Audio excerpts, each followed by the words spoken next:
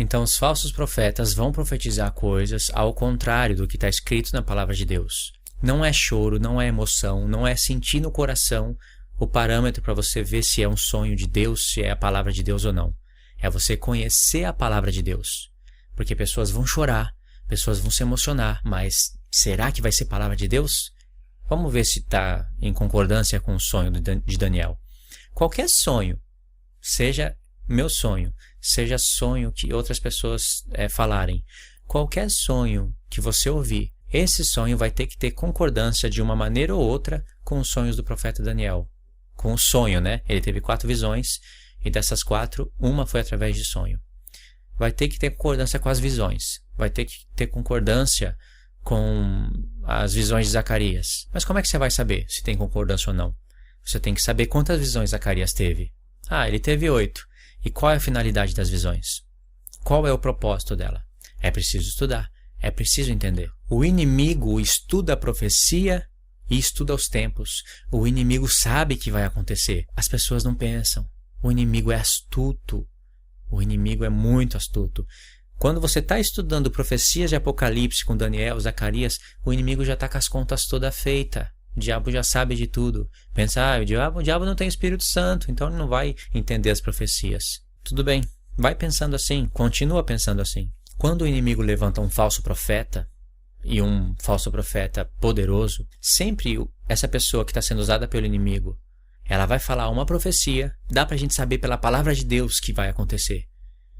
Vai falar profecias que vão acontecer primeiro, para que o povo dê crédito a essa pessoa. Aí então ele vai profetizar mentira. Ele não vai vir profetizar mentira logo de cara. Isso eu estou falando de um falso profeta reconhecido.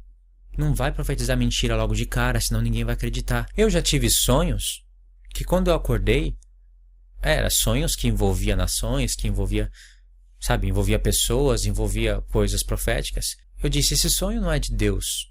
Quer dizer, esse sonho é de Deus, mas ele não está em concordância com a palavra de Deus. Eu jamais vou anunciar um sonho desse, ainda que esse sonho seja bonito.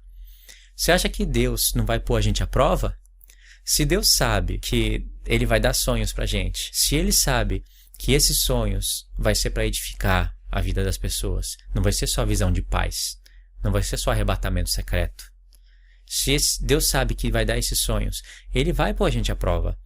A gente vai ter sonhos que vai ter até um final feliz, mas não está de conformidade com o que a palavra de Deus fala. Então, esse daí é um sonho que não é palavra de Deus. O Senhor deu esse sonho, eu sonhei, mas esse sonho é para me pôr à prova. Esse sonho não é palavra de Deus. Tem sonhos que a gente vai ficar confuso. Vem de Deus ou não? A gente vai ter que buscar o Senhor. E buscar Ele e ter paciência para esperar Ele responder. E enquanto a gente espera, porque Deus às vezes não responde na hora, porque Ele vai pôr a nossa paciência à prova, enquanto isso acontece, nós vamos ter que estudar a palavra de Deus. Os falsos profetas tinham sonhos e tinham visões. Deus não negava que eles tinham sonhos e visões. E eles falavam para o povo. Só que não eram de Deus. Só que, peraí, Deus não tem controle?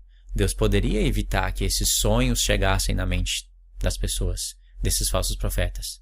Mas Deus não evitou. Porque esse falso profeta não seria falso profeta se ele tivesse estudado a palavra de Deus. Se ele tivesse estado no concílio de Deus. Eu expliquei isso no vídeo passado. Se eu tenho um sonho, que é claro, Deus ele pode evitar que eu tenha esse sonho. Mas ele não, ele mesmo pode dar esse sonho para mim. E esse sonho vai contradizer as Escrituras, eu não vou anunciar isso. Se eu anunciar, é porque eu não estudei a palavra de Deus, porque está ao contrário da palavra de Deus. Mas Deus deixa isso acontecer para limpar a sujeira do meio do povo. Todos aqueles que crerem nos falsos profetas e desprezarem a palavra de Deus, porque Deus não é injusto. Vai ter falsos profetas, vai ter sonhos que não são de Deus, visões que não são de Deus, mas ao mesmo tempo vai ter profetas de Deus, que têm sonhos e visões de Deus, e vai ter a palavra da verdade, a palavra fiel. Deus disse, você tem um sonho? Conta o sonho, pode contar para o seu próximo. Tem a minha palavra? Fale fielmente a minha palavra.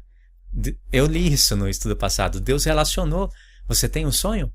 Fala o sonho para o seu próximo. Fala, você tem minha palavra? Fala fielmente a minha palavra. O sonho tem que ser relacionado à palavra de Deus. Então vai existir os falsos profetas, mas vai existir os profetas de Deus. vai haver uma guerra espiritual. E o mundo vai ficar confuso. As pessoas que não estudam a palavra de Deus vão ficar confusas. Eu vou contar uma experiência que eu tive com o Senhor. Uma experiência que me deixou uma semana alucinado.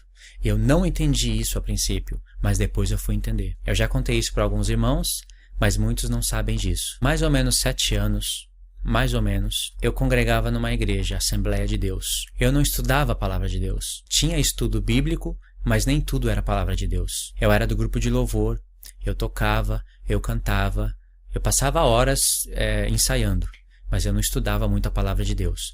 Só que eu era interessado pela palavra de Deus. Deus sabia que eu era interessado, eu fazia perguntas. Aliás, eu fazia perguntas para os pastores, eles não me respondiam.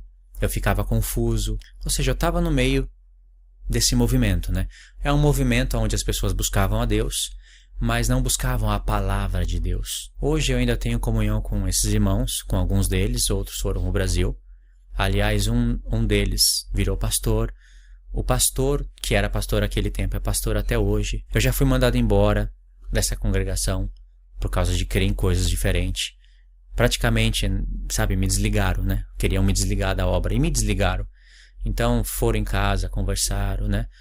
E por causa de arrebatamento secreto, por causa dessas coisas da palavra de Deus que eu não acreditava. Então, se eu não tinha a mesma fé, e eu não podia falar também, né? Me proibiram de falar isso para qualquer pessoa lá de dentro. Então, realmente não dava para ficar junto.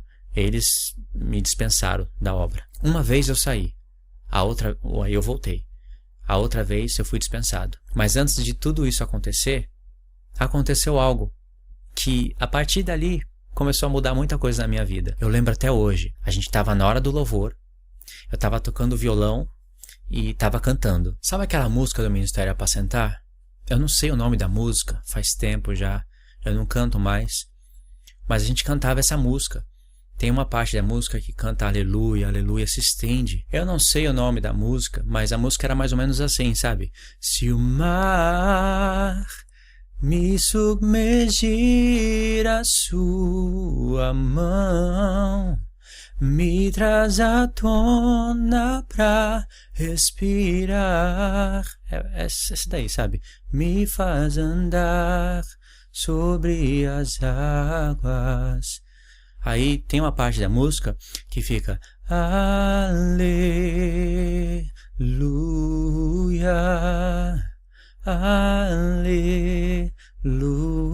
aleluia. Tô desafinado, é só para vocês lembrarem da música.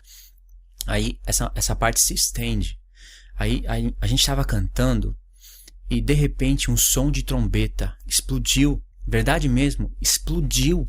Sabe? E começou a tocar de várias maneiras. E quando eu escutei aquilo, eu parei de cantar e fiquei só tocando. Aí a mulher do Albert até olhou pra mim e eu fiquei olhando pra ela assustado. Ela não entendeu, mas ela não parou de cantar. E todo mundo lá na frente, o pastor orando e pessoas falando em língua e a trombeta tocando. Eu fiquei bobo. Aí eu falei, Albert, eu falei, será que o Albert está fazendo isso no teclado? Não é possível. E eu olhei para ele e ele estava com a mão assim, ó, sabe? Adorando a Deus. Aí eu falei, Albert. Aí ele falou, o que foi? Eu falei, você tá ouvindo? Ele, o quê? Aí parou de tocar a trombeta. Aí eu falei, meu Deus, será que tá passando um caminhão lá fora? Sei lá, alguma coisa assim? Aí o som de trombeta voltou. Explodiu no meu ouvido. Gente, eu fiquei pasmado. E a trombeta voltou a tocar forte. E aí o pastor lá na frente deu um grito. Ele falou assim, escuta o som de trombeta nesse lugar. Aí eu falei, meu Deus, aí tocando, pensando, meu Deus, o pastor escutou, todo mundo tá ouvindo. Aí acabou a música, aí o culto tava no finalzinho, não vi a hora de acabar, tinha aquela bênção do final, né, tipo, sabe? Aí, quando acabou, eu já fui correndo, vocês ouviram o som de trombeta? Aí o pessoal, não, como não? Você ouviu o som de trombeta que tocou? Não ouvi. Eu falei, mas você não ouviu o pastor falando? Aí eu ouvi ele falando, mas eu não ouvi o som de trombeta não. Ele falou também que viu bola de fogo. Aí eu falei, pronto. Cheguei lá pro pastor e falei, pastor, só eu e você ouvimos o som de trombeta. Aí o pastor falou, que Luiz, o que você tá falando? Eu falei, o som de trombeta que tocou, quase agora, explodiu um som de trombeta. Aí o pastor falou, Luiz, eu não sei o que você tá falando. Eu falei, você não falou? Ele falou, não. Chamei o pessoal de louvor. Aí eu falei, ele falou ou não falou do som de trombeta? Falou, pastor, mas eu não ouvi nada. Pastor, não me lembro de ter falado nada. Aí eu falei, meu Deus, era o Senhor falando comigo, me confirmando que, para eu não ficar pensando que era coisa da cabeça, era tão importante que o Senhor fez isso, fez o pastor falar isso. Nem ele lembrava. E eu fiquei pensando, fiquei maravilhado. Fiquei pensando, meu Deus, era porque o culto foi uma bênção. Tava todo mundo lá na frente, chorando, falando em línguas, e eu tava tocando. E eu era afinado na época, né? Eu tinha voz. E falei, porque isso daí foi muito bonito, sabe? Aí Deus mandou os anjos para tocar trombeta. Pensei assim. Mas não era nada disso. Eu fui, de alguma maneira, levado a estudar a palavra de Deus a partir daquele tempo. E aí eu passei a estudar o que é trombeta na Bíblia. E trombeta na Bíblia não tem como não cair nas festas de Deus. Fala de anunciar a palavra de Deus. Desde o livro da lei, passando pelos profetas, até chegar em Apocalipse. Deus fala, toque a trombeta no Monte Sião e anuncia o pecado do meu povo. Levanta a tua voz como voz de trombeta. Lembra em Apocalipse? A primeira coisa que João ouviu, não foi nem que viu, foi que ouviu. Foi a voz de Jesus como de trombeta. João falou, eu ouvi uma voz como de trombeta falando comigo. Aí ele olhou para trás para ver quem que era. João, imagina a cena, João estava aqui, aí ele ouviu uma voz como de trombeta. Era a voz que ele entendia as palavras, mas era como o som de trombeta. E falava, João, o que vês anuncia às igrejas que estão na Ásia. E a voz era como de trombeta. A igreja de Éfeso, Esmirna, Pérgamo, Tiatira, Sardes, Filadélfia e Laodiceia. 7 igrejas. Enquanto Jesus falava o nome dessas 7 igrejas, era como o som de trombeta. E trombeta ia anunciar a palavra de Deus. E João tinha a função de tudo que ele visse mostrar para 7 igrejas. E era através da voz de Cristo. Era como se Cristo estivesse dando, através de João, trombetas para a igreja. É daí que vem os 7 anjos das 7 igrejas. 7 anjos que têm 7 trombetas. Está tudo relacionado. Então Deus estava me despertando para eu estudar a palavra dele.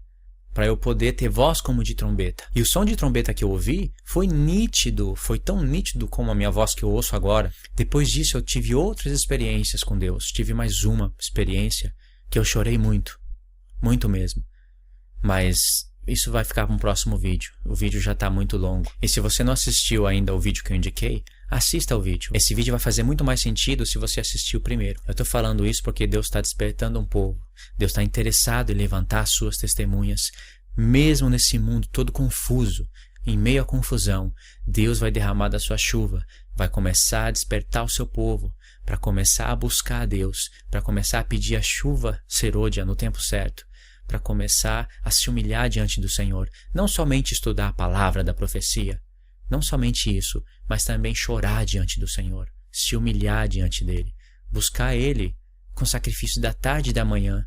Como se fosse o alimento. Ninguém fica falando para você tomar café da manhã, almoçar e jantar todo dia. Você tem que fazer isso, senão fica doente. A gente tem que fazer o mesmo com a palavra de Deus. Senão a gente fica doente espiritualmente. O nosso café da manhã, o nosso almoço, a nossa janta tem que ter a palavra de Deus. Deus quer me usar, quer usar você, através de você chamar outras pessoas, e assim Deus vai montando aquele quadro profético no qual as 2 testemunhas dele vão se formando. Vai chegar uma hora que o Senhor vai estar olhando do céu e ele vai ver o retrato de Moisés e o retrato de Elias. Ele vai ver o contexto, os contextos históricos parecidos, e ele vai ver homens mansos na terra, como Moisés.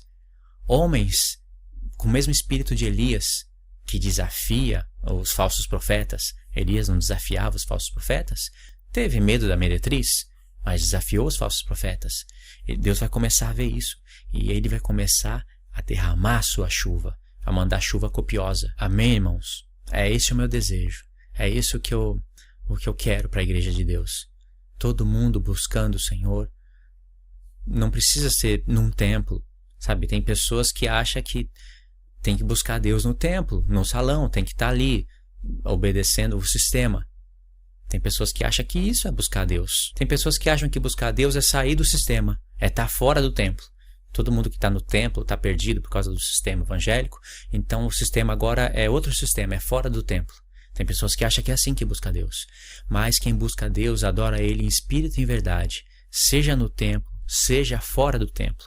Deus, Ele vai trabalhar com cada um conforme a necessidade. Deus vai te dar um tempo para você ficar fora do templo, para você pensar, para você refletir. Se você consegue, Deus vai te dar esse tempo. Nem todo mundo vai conseguir estar congregando, sabe? Muitas pessoas estão desanimadas com as igrejas, com o sistema. E a tendência é piorar, não é melhorar. Já é comprovado por fatos que dentro das igrejas não se aprende muito sobre as profundidades de Cristo. Não se aprende muito sobre as festas, não se aprende muito sobre as 2 casas de Israel. Não tem esse tipo de ensino nas igrejas. Lá tem pessoas buscando o Senhor. Mas Deus quer que a gente tenha esse tipo de entendimento. Ele quer que a gente conheça as obras dele. Então ele vai derramar isso em todos os lugares. Pessoas fora do templo vão ter mais conhecimento. Escuta o que eu estou falando. Pessoas que estão fora do templo, que estão convertidas há poucos anos, vão ter muito mais sabedoria do que pastor que está há 30 anos na obra. Isso não é para se engrandecer, é porque a pessoa se perdeu, a pessoa se fechou para a palavra de Deus, ficou com livro, ficou com revestinha, não quis crescer no conhecimento do Senhor. Por isso Deus derrama sobre pessoas que estão fora. Por outro lado, pessoas que estão fora do templo, do sistema, acharam que agora encontraram a verdade. Já não concorda com congregação, não concorda com o templo, não concorda com o pastor, não concorda com nada, acha que Deus não está lá no meio. Não é assim.